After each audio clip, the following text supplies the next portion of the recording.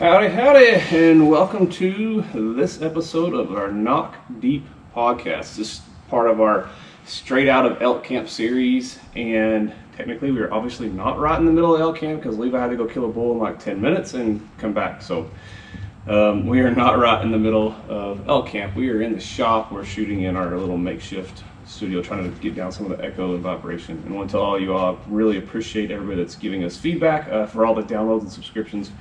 And if you haven't subscribed yet, please make sure you look up there either on iTunes, Spotify, anywhere else you can subscribe, and click subscribe, as well as on our Instagram and Facebook pages. You help us a lot. It helps our rankings stay up so more people can find us.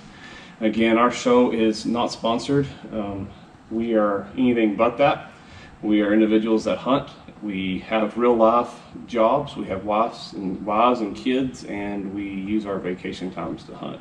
So I hope any of our experiences help you for the real man, the blue collar worker that goes out and hunts. For those of you that are able to pay for hunts, we're out there with you. Some of our hunts are just like that. But again, it's our hard work that got us there.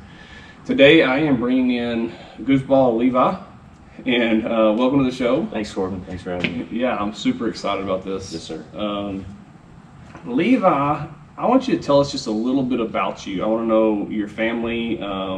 You only have like half a kid. You don't have 20,000 kids, but tell me a little bit about that. Well, I do have 3 kids, 3 boys, 9, 3, and almost 2. They keep us on our toes, to say the least. They're right in the middle of everything, all day, every day. That includes shooting our bows and practicing with our guns and all that good stuff. It's difficult to get into good practice sometimes because we've got so many kids running around Yeah.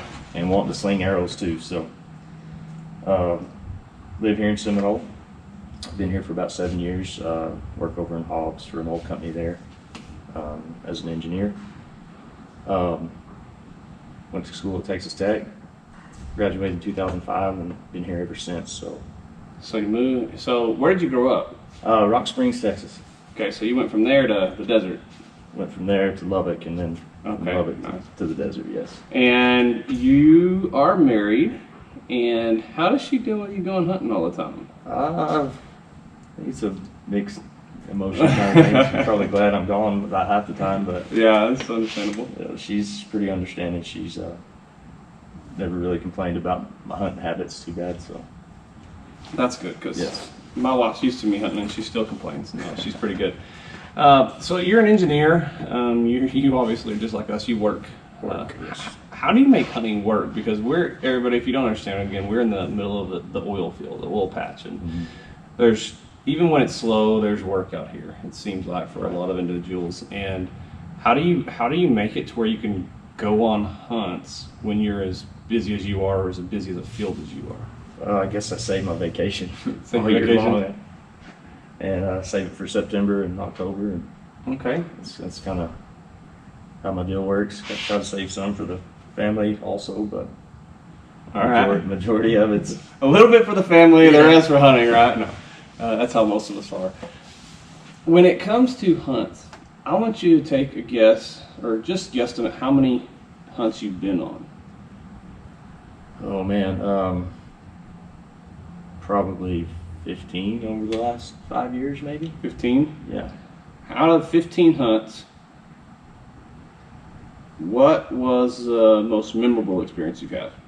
You can't count this current hunt. I want to know, like, what's your most memorable hunt up to this point? I guess for me, I killed a bull with my bow in New Mexico 2 years ago. Okay. Just completely by myself.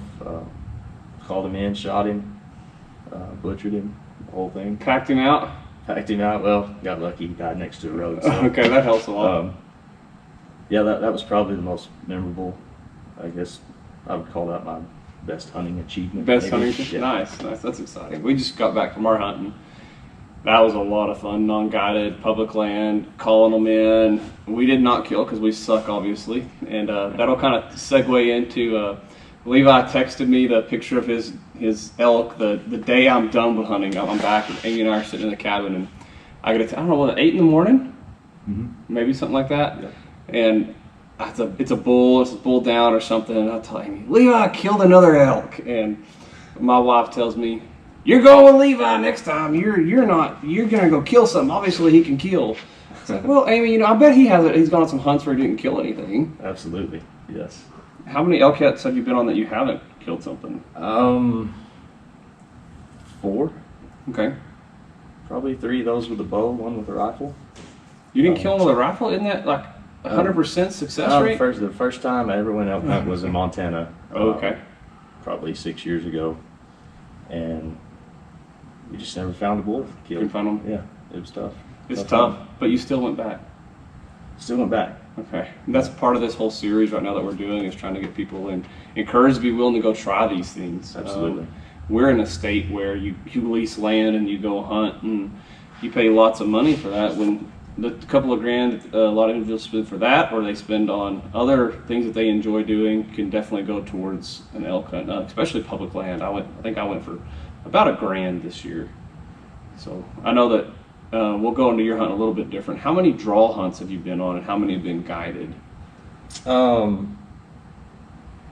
see probably just a couple draw hunts. Most of them have been tags that I've bought. I've done a lot of hunting in Idaho. Okay. Most of that is over the counter. Nice. As far as archery tags goes. Yeah, so most of those have been guided. Been on a couple by myself. Like I mentioned the one in New Mexico 2 years ago. Yeah. That was completely by myself. But Well, there's nothing wrong with it going about it that way. I would go with a guide every time. I would definitely go with a guide every time. I was telling you about the end of this hunt, no matter how much fun we had on our hunt, and having this big bull that was insane for Colorado come in, man, I just felt like if I had a guide here that knew more about what they're doing, I could have killed him instead of having him spit on me at 2 feet away. right, I'd much rather go by myself probably, but the thing that I enjoy about going with a guide is these guys are experienced. They know what they're doing. And for me, a big part of elk hunting is learning more about elk hunting.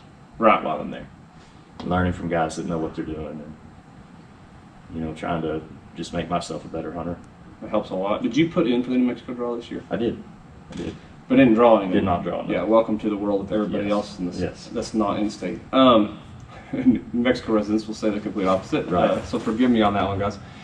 The first time I met you, I think we were setting up your bow for, was it mountain lion?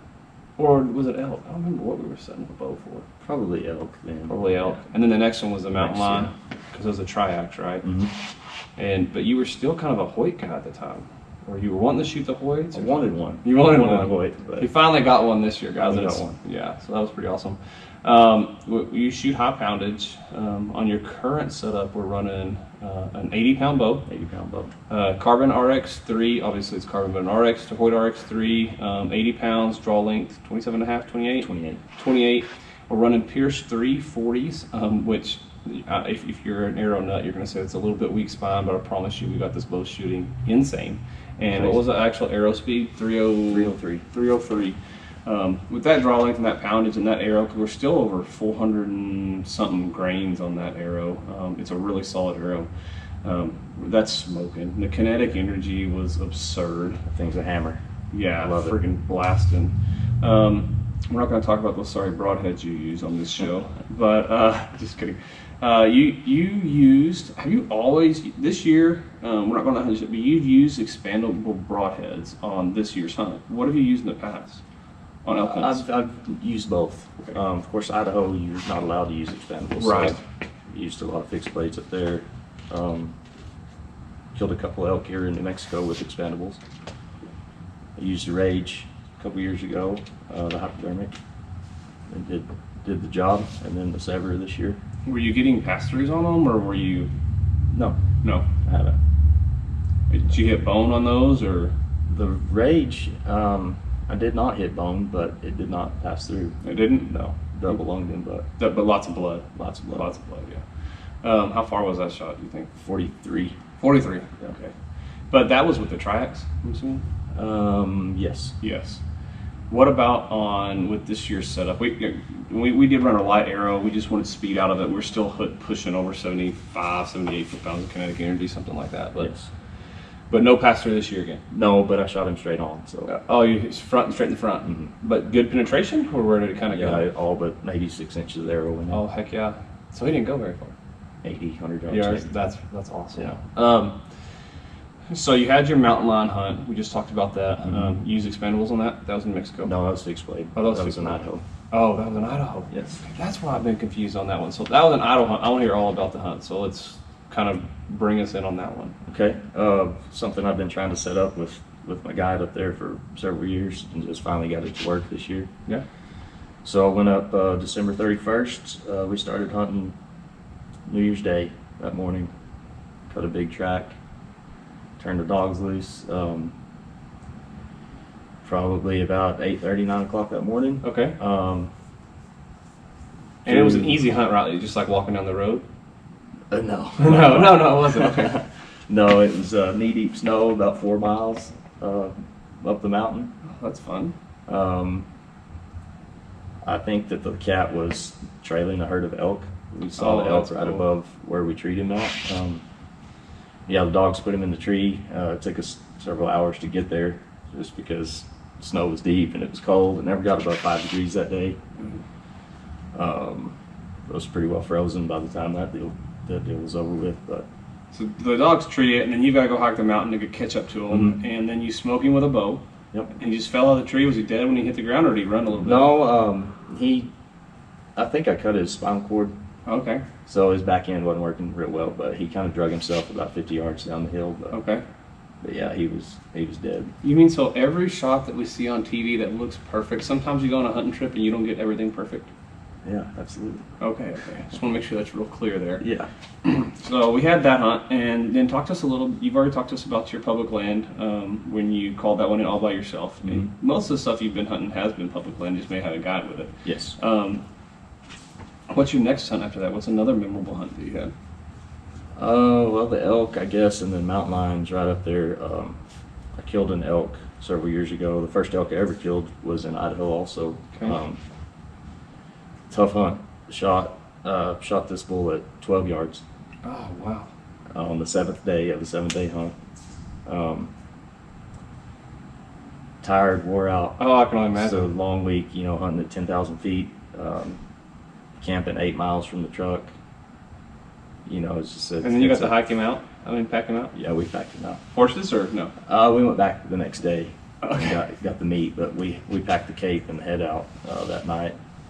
8 miles to the truck. That's after a week long hunt. That's a tough job. Oh, that is. I can only imagine. Us being up there for 5 days.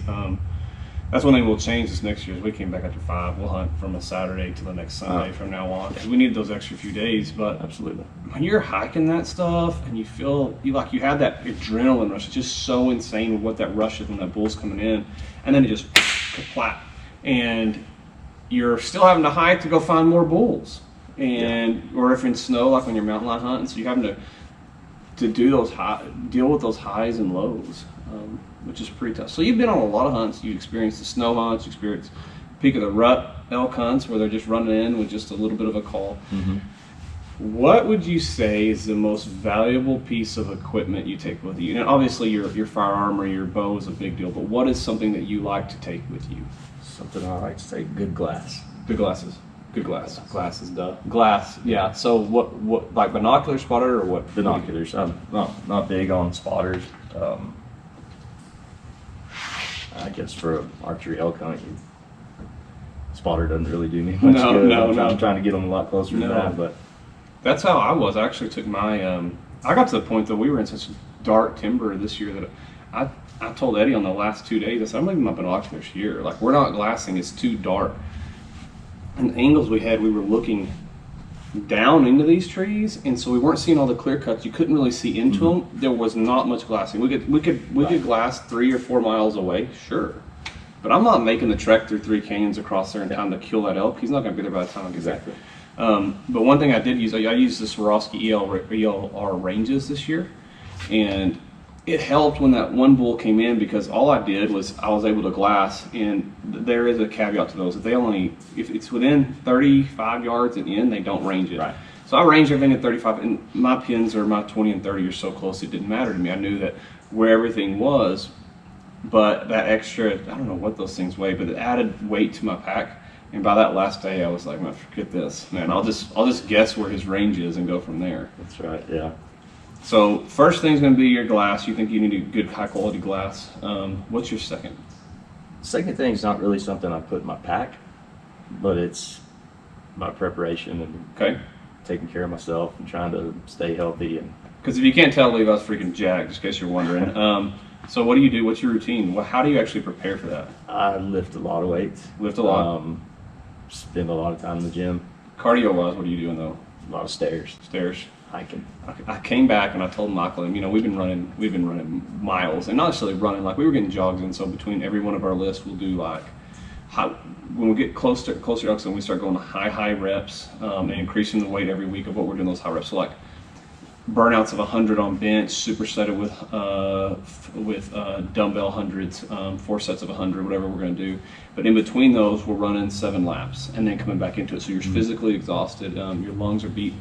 But we didn't do much of the stair stepper. We did a lot of step ups, and we did a lot of squats. We did a lot of calf raises and stuff. But that's the one thing I got back and I said, Michael, stair stepper.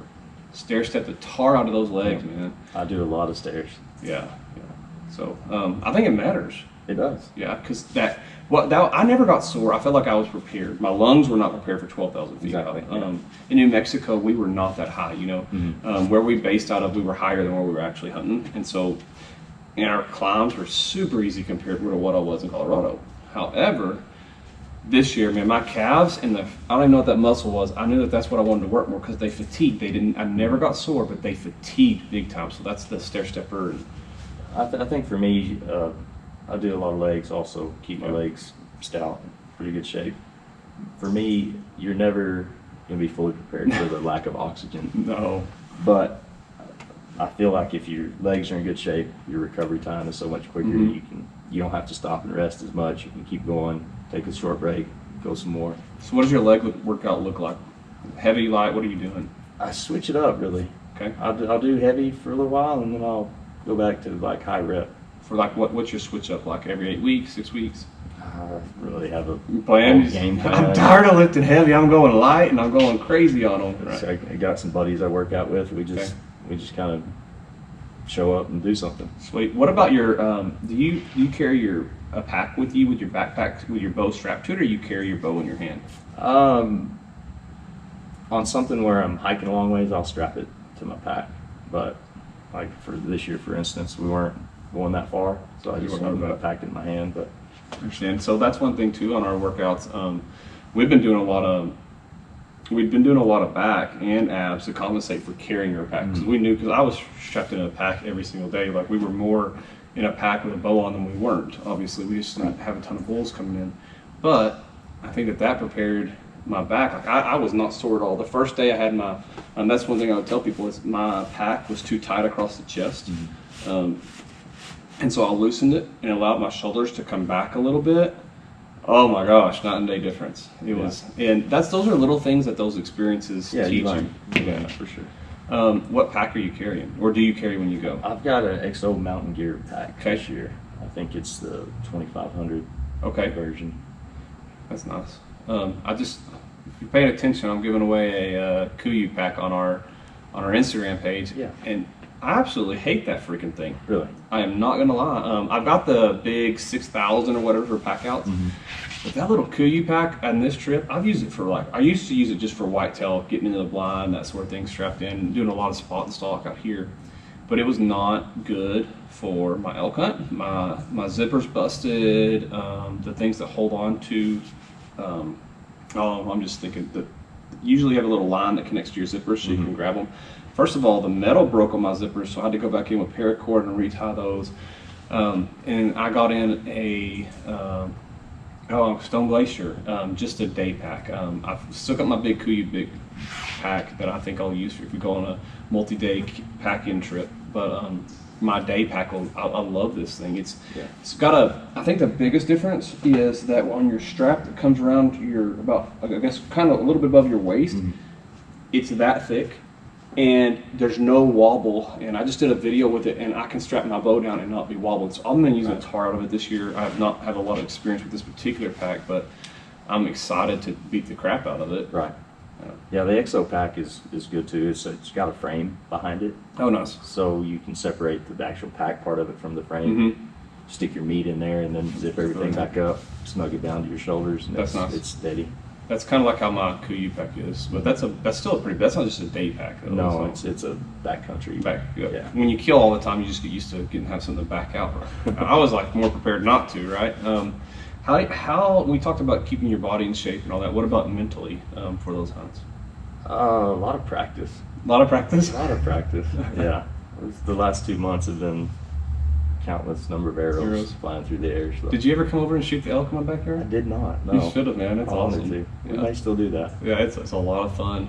Amy was like, Amy can shoot it, and she's super pumped. It's so big. I was like, yeah, it's just like you're shooting a block target. Like that's how big elk are.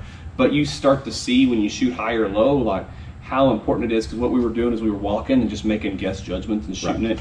Well, crud, I just shot him high, double lung. I'm not going to find any blood from him because my arrow's up top. It was neat, and not having just a vital spot that you have on a little Glendale buck. And first thing Eddie told me when that bull came up on him this year was, elk are so big, man. And he'd never seen one in person. And I was like, yeah, he'd been hunting with me twice, but I was like, yeah, dude, they're freaking huge. What else do you want me to tell you? They're huge. He's like, man, I did not know how big they were.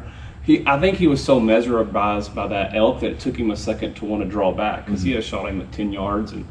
But we were so excited after that we were like, okay, we'll come back next year. We still got 2 hunts left, but we're coming back next year. You get hooked on it. Yeah, I sure did. So this year, and again, people you're going to hear people on our podcast like me. I bought landowner tag last year. Levi bought some landowner tags. We don't discriminate. If you have the ability to do it, you can do it. If not, also understand that some of these guys, budget-wise, for my wife, if I spent that money all at one time, I'd be in a lot of trouble. However, if I book it ahead of time, I'm only paying that front part up, and then the last part, I'm like, no, I'm only spending about this much right now. I mean, we're not talking about the first part. So talk to me about the hunt, your process of finding tags. You put in for the draw. Then you start calling after you don't draw, and you try to find someone that has tags, I'm assuming? Yeah. I've got my little book of numbers that I go through. Like I said, I've done a lot of hunting in Idaho. It's just so far up there. Right. And that's a tough hunt up there, but I want to stay a little closer to home this year. So I spent a little extra money and bought a good tag and killed a great bull. So. And how long was this hunt? Supposed to be 5 days, but it took about 30 minutes. 30 minutes. Yeah. I called Levi on the way home to the cabin from my hunt, and he was headed up. I believe you were headed up to hunt. And the next morning, I have something like by the time I wake up, there's already a picture of a dead bull. So just talk to me. I mean, were they rutting? You're in New Mexico. We know that much. It's guided. Were you calling? What were the bulls doing? Because you always hear like, oh, the bulls aren't bugling. Well, then I go up a mountain and I have 6 bulls all around me bugling, and I know it's pocket and you got to be where the elk are, but what was it like? Just paint the picture for us. So we drive up into the hills, get out of the truck, and you can hear the elk bugling. Oh. September 20th, third week of September. So I get out of the truck and I'm fired up too, because you can hear them talking.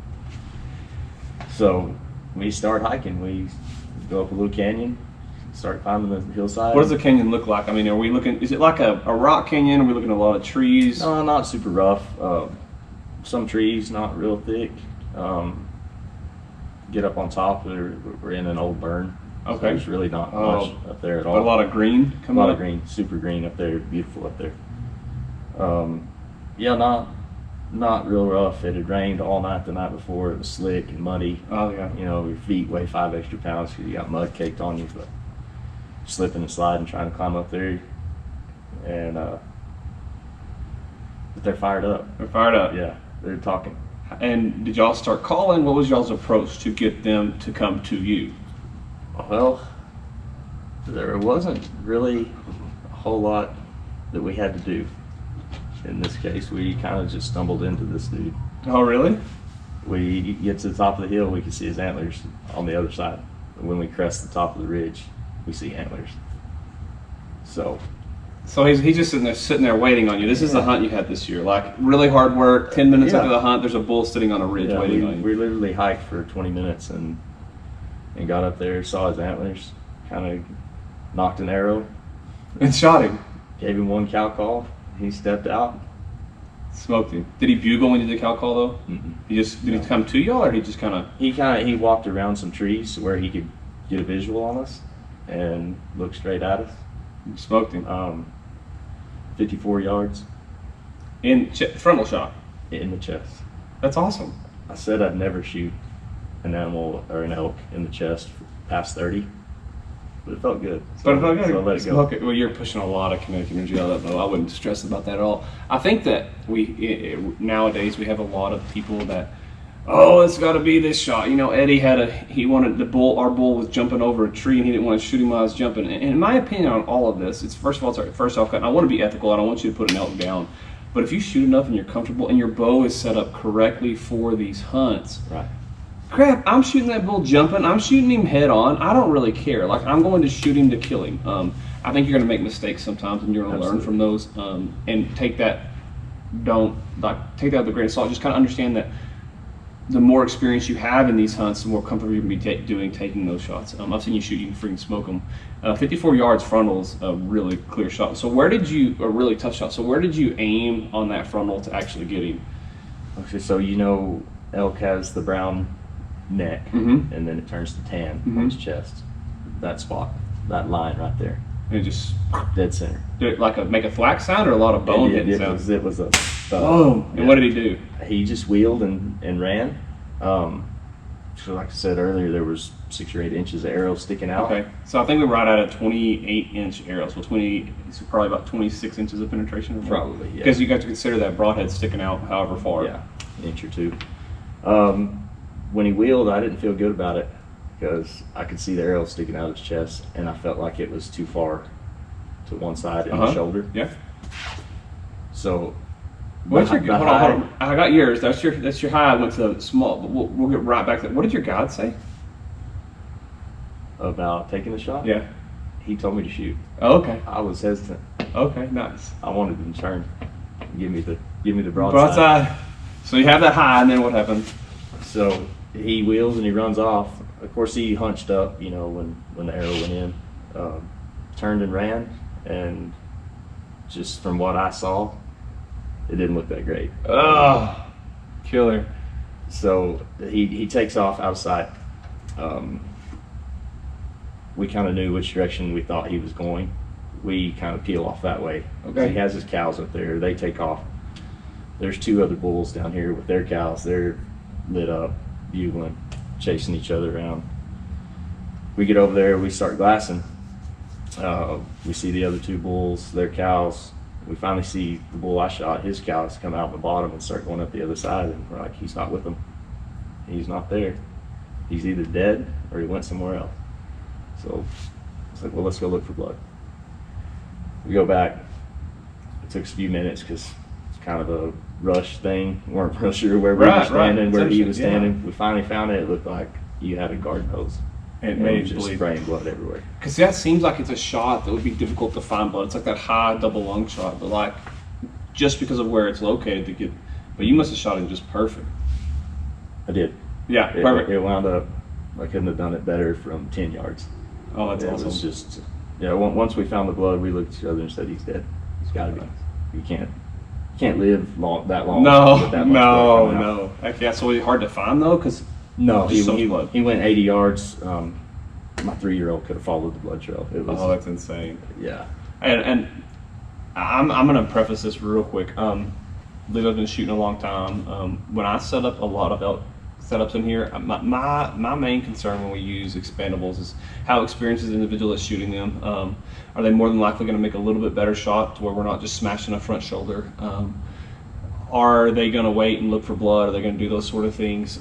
Is their bow pushing enough kinetic energy? So with elk, we want 54 foot-pounds of kinetic energy. I don't build arrow setups for elk with expandables unless we're pushing over 70. It's a fail-safe thing for me. we will always run a little bit of weight up front. Like on yours, we have 44.8 plus 100 grains. We'll run 150 something grains up front. So we're like 12% FOC. Our veins can correct the arrow and make them really fly well. And it smashed him. Smoked him.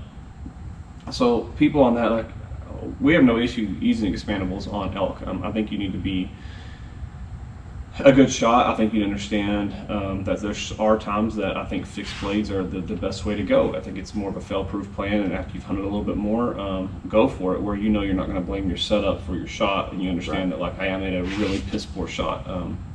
And we're going to make those on whitetail, elk, everything else. So you getting him mounted, or what are you doing with this elk? Yes, he's going to go in our new shop. We're putting him in the bow shop. The front center of the bow shop. Absolutely. Yeah, because I don't have an elk yet. I'm about to get your guys' number. I'm going to go with them, man. We hunted hard. Amy would really appreciate me actually spending money and coming home with an animal. You know, we have this podcast. And, this year we'll be chasing mule deer. You're welcome to tag along on any of that if you want to. Okay. We got Kansas coming up. Super excited about that. I got Amy's bow dialed in the 40. Or I guess she does. So me and her, we're going to go up there, and sometime my parents go to the ranch, and we're going to let Clay stay with Mom and Dad, and we're gonna go try to get her on a deer. Last year she shot that deer at 20 yards with a rifle, and she was so mad at me for not having her bow, because she's like, it's just different being 20 yards. I should have had my bow. I was like, yeah. So we went out yesterday, and it's so green out here we didn't see much at all. But Right. Okay, so we talked about your bow. We talked about your pack, glass. What is your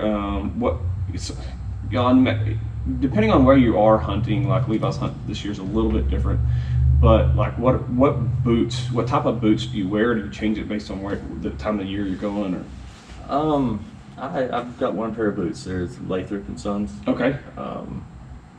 Really durable. I've had them for I think 3 years now. They don't tear my feet up. And they're custom, like they do the footbeds for you and everything, right? Yeah. So I got the Crispies. I love them. I didn't know about them at the time, but they're supposed to be amazing. And one thing, did you get the waterproof boots or no? Yes. We were on this hunt. I got to bring this up for you real quick. So we're on this hunt, and why I think boots are so important. So I've got a Nevada, I believe. It's kind of it's not super insulated, just a little bit of insulation, and then a waterproof. And it rained on us every single day of our hunt. I was fine. I was jumping in daggum creeks. I had gaiters on, which I think are important.